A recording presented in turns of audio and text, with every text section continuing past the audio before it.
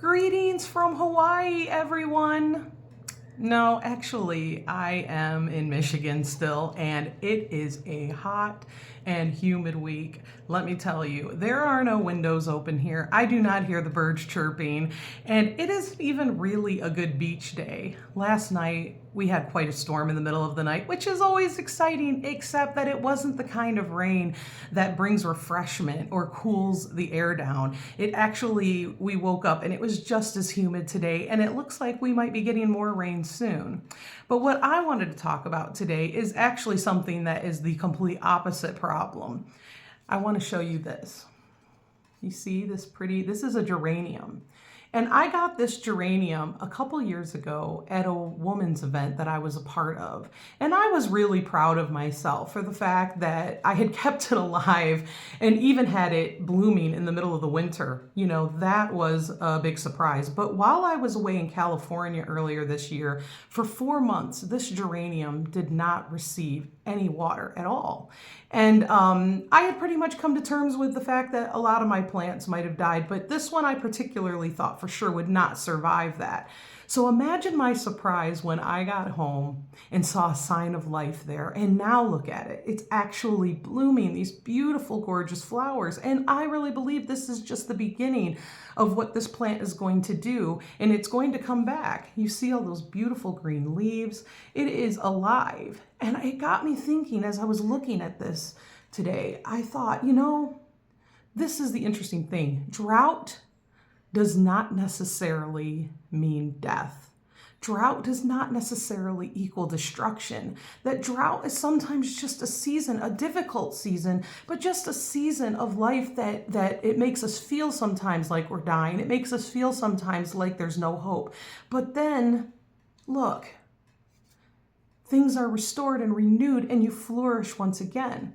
And this brought to mind also the fact that as a person who once lived in California, let me tell you, when I was living there about the time that I left in around 2014, that state was going through an extreme drought. I mean, it was so dry and farms were shutting down and there was like a real concern about the water supply.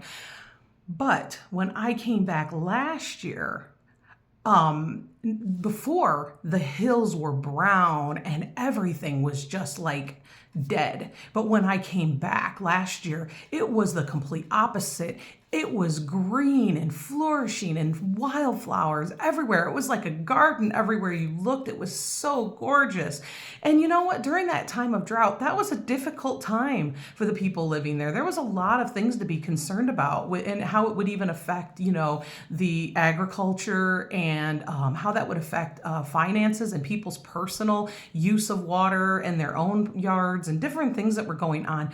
But look at how it was all restored. And now it was almost like an abundance, like they were getting too much rain. It was becoming like over the top. I mean, it was gorgeous. And I just thought, wow, you know, once again, drought did not necessarily equal death. And so this brought to mind one of my absolute favorite passages in scripture. I'm sure I've shared it before, but it is so appropriate to this thought, which is Isaiah 35. The wilderness and desert will be glad in those days. The wasteland will rejoice and blossom with spring crocuses or geraniums. Yes, there will be an abundance of flowers and singing and joy. The deserts will become as green as the mountains of Lebanon, as lovely as Mount Carmel and the plain of Sharon.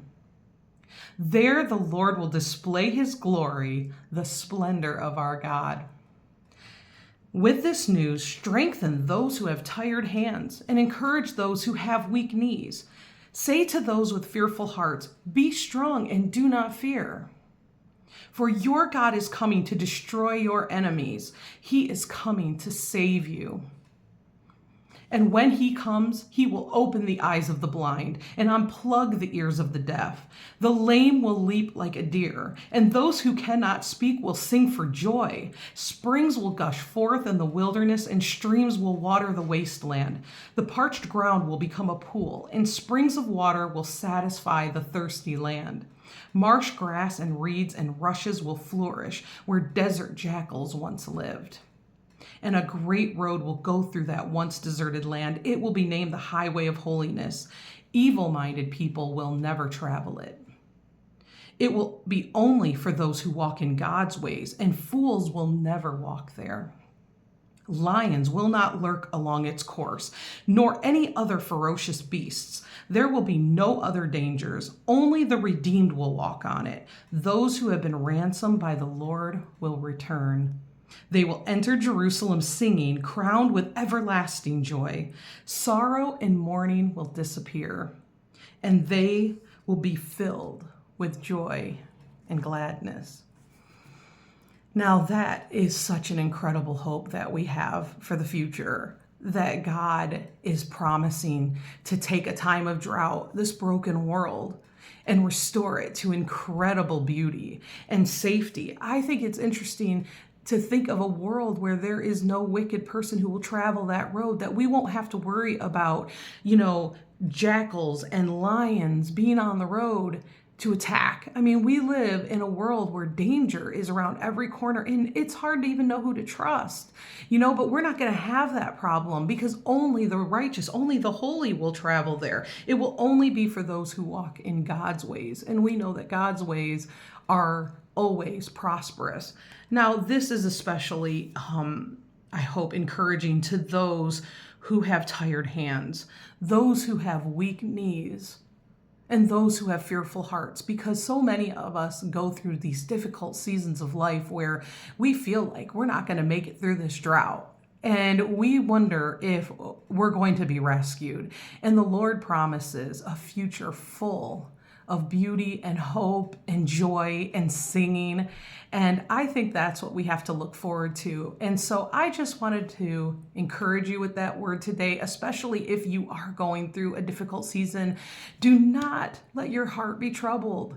Do not be full of fear, because God will restore and He will get you through this drought. Just turn to Him, call on Him, and He will absolutely rescue you, and promises a future full of so much peace. And who wants anything really more than that in life? That is exactly what we need in life. So having said all that, I think I am ready to lay down my title of Black Thumb. I've been doing really good this year, so I'm ready to drop that moniker, and I am going to let that go. Now, I don't know yet if I have a green thumb, but I am thankful today that I may at least have a yellow thumb. Isn't that a good in between? But anyway, just remember, there is hope in God that you will get through the drought. And I hope you have a blessed, beautiful, and not so hot and humid day.